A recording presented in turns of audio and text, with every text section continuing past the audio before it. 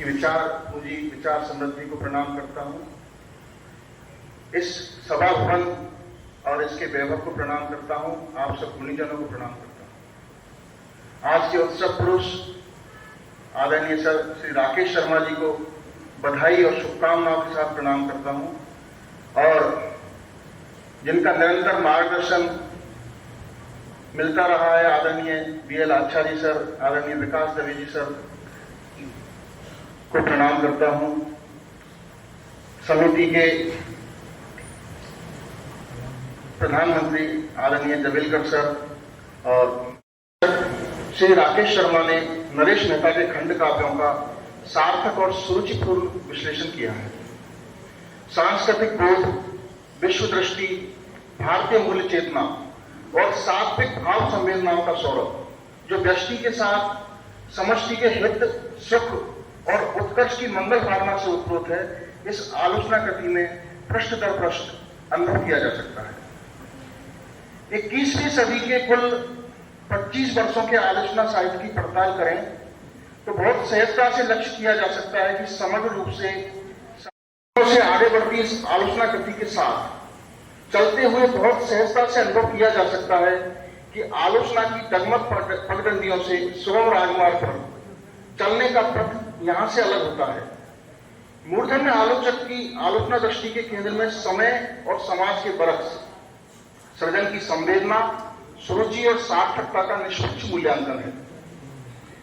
शर्मा जी के रचना कर्म की सबसे विशिष्ट और आकर्षक बात यह है कि अपने रचना कर्म के अनंतर इनके भीतर का संपादक, कवि और चिंतक तीनों एक साथ सजग और चौकस रहते हैं। कवि, चिंतक और संपादक का ऐसा संयोग विरलता से मिलता है, जैसा आदरणीय राकेश शर्मा जी का है। ऐतिहासिक पौराणिक चित्र चरित्रों के अभिनिवेश पर कथा सम्राट प्रेमचंद ने गड़े मुर्दे उखाड़ने का एक प्रबंधक लगाया था। साहित्य का यह झगड़ा प्रेमचंद और प्रसाद पर ही चुप जाता तो और बात थी, झगड़ा आगे बढ़ता है जब समर्थ आलोचक रामविलास शर्मा भारतीय अस्मिता, संस्कृति और ज्ञान परंपरा के महत्वपूर्ण विमर्श उठाते हैं और पलटवार करते हुए प्रसिद्ध आलोचक नामवर सिंह रामविलास शर्मा को लक्ष्य बनाकर इतिहास के शव साधक रामविलास शर्मा शीर्षक से लेख लिखते हैं। हिंदी साहित्य के इस कालखंड में सायास यह भ्रम प्रचारित किया गया कि जो लेखक विमर्श पर मंथन है। प्रार्थना पुरुष में गांधी जी के व्यास से भारतीय चिंतन, दर्शन और ज्ञान परंपरा की मनोहारी भूमि और भूमिका है जो समकाल और भविष्य के विश्व समाज को सार्थक जीवन जीने की चाह और राह से जोड़ती है।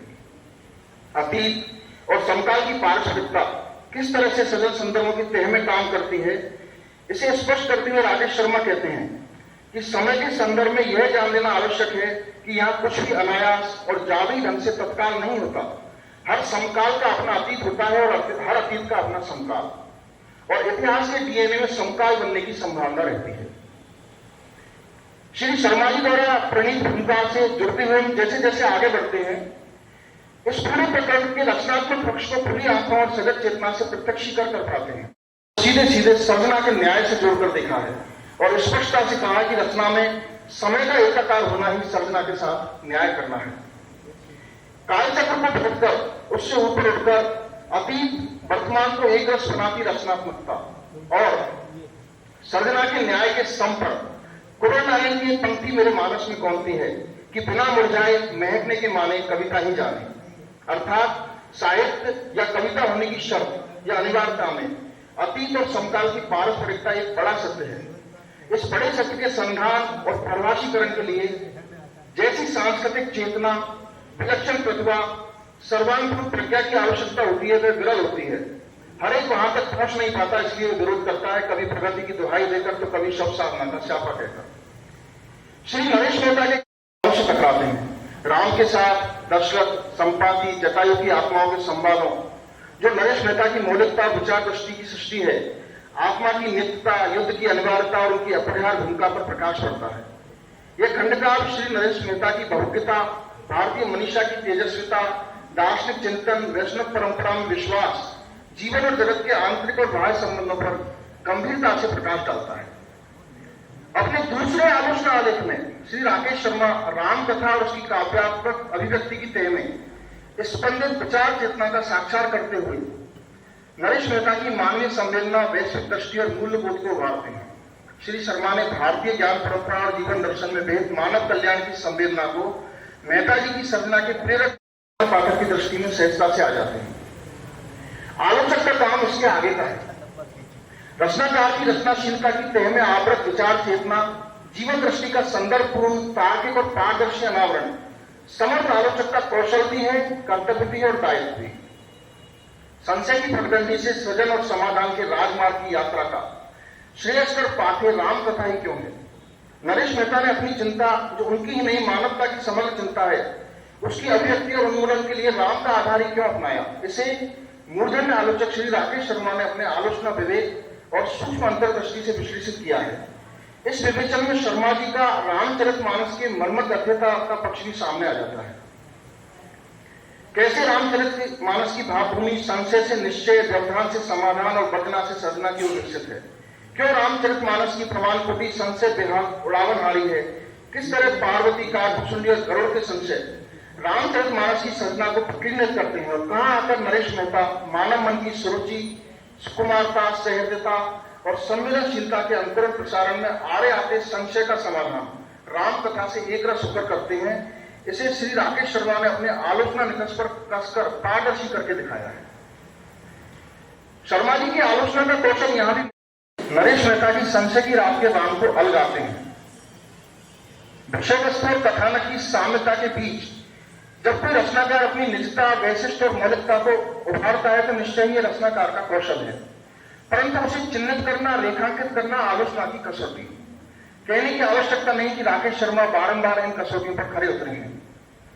निराला के राम के संशय के मूल में जहां जय पराजय की दुविधा है, वहीं नरेश मेहता जी के राम के संशय के मूल में युद्ध और शांति की चिंता है। प्रतीति कराते रचना विधान को श्री राकेश शर्मा ने तुरंत नहीं होने दिया है। वो भावक को रचनात्मकता की इस अंतरतम परत का साक्षात कराने में बहुत हद तक सफल रहे हैं। महाप्रस्थान खंड काल के रचना विधान का मनोवैज्ञानिक विश्लेषण करते हुए उन्होंने कहा है कि शांति और पराय शांति के लिए युद्ध नहीं, शांति चाहिए। अनेक तरह के अहंकार युद्धों को जन्म देते हैं। युद्ध की भीषणता और व्यापकता को देखकर कोई भी लंबे जीवन की प्रार्थना नहीं कर सकता। यह पूरी कविता इसी मनोविज्ञान का प्रतिफलन है। महाप्रस्थान की बनावट और बनावट की आधारभूमि मनोवैज्ञानिक और मनोविश्लेषणात्मक संदर्भों पर टिकी है। नरेश मेहता ने जिस दृष्टिकोण के साथ अपनी विचारना को खंड काल के शिल्प में प्रतिष्ठित किया है, श्री राकेश शर्मा ने ठीक उसी दृष्टिकोण से सृजनात्मकता का विश्लेषण किया। मानवीय गुणों के विकास पर केंद्रित होना चाहिए और मानवीय गुणों का विकास विज्ञान और अर्थ संपत्ति नहीं करते, बल्कि उनका आधार संस्कृति है, साहित्य है और आध्यात्म है। अपने समान दूसरों को समझने का भाव होना चाहिए। वैष्णवता और गहरे अर्थों में भारतीयता की ये विशेष गुण है।